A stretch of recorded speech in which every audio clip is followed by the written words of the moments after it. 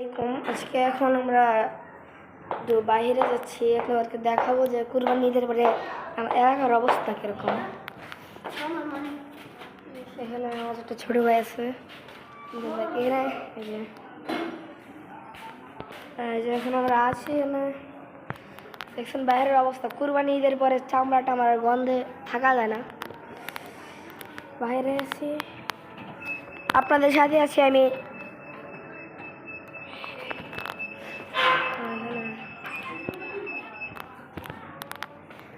Bike servicing করা হচ্ছে।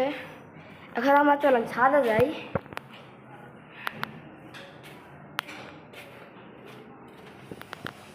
ছাদে যাওয়া হয় মেনলি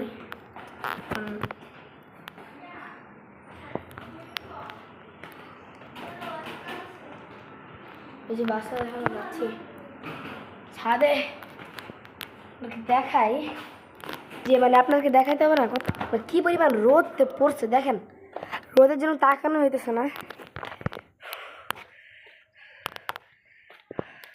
এদিকে এলাকাটা কিন্তু অনেক সুন্দর, ভেরি নাইস। মসজিদ আছে, এটা হলো কি মনে করেন ঢাকা, পুরান ঢাকার বাইরে, কেরানীগঞ্জের বাইরে পড়ে। এই যে জিয়ানগর খোলামরাই, এই যেখানে একটা ভূতের বাড়ি আছে। আপনাদেরকে একটা এই বাড়িটা নিয়ে একটা ব্লগ দিব ইনশাল্লাহ।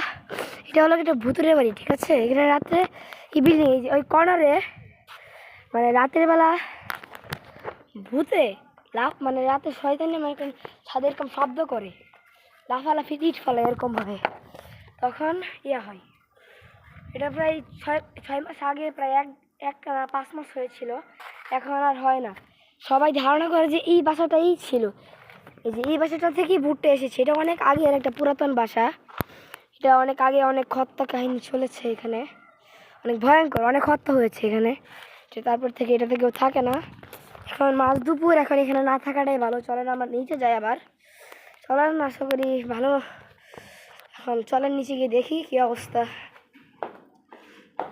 আপনারা যদি চান তাহলে আমি ভূতের বাড়িটা সম্পর্কে অনেক কিছু বলবো আরও। চাইলে অনেকগুলো ডকুমেন্ট দিতে পারি, কিন্তু দেই না। আসলে ডকুমেন্ট আমি একটা জানি না, যেহেতু আমি এখানে বেড়াতে এসেছি, জানি না।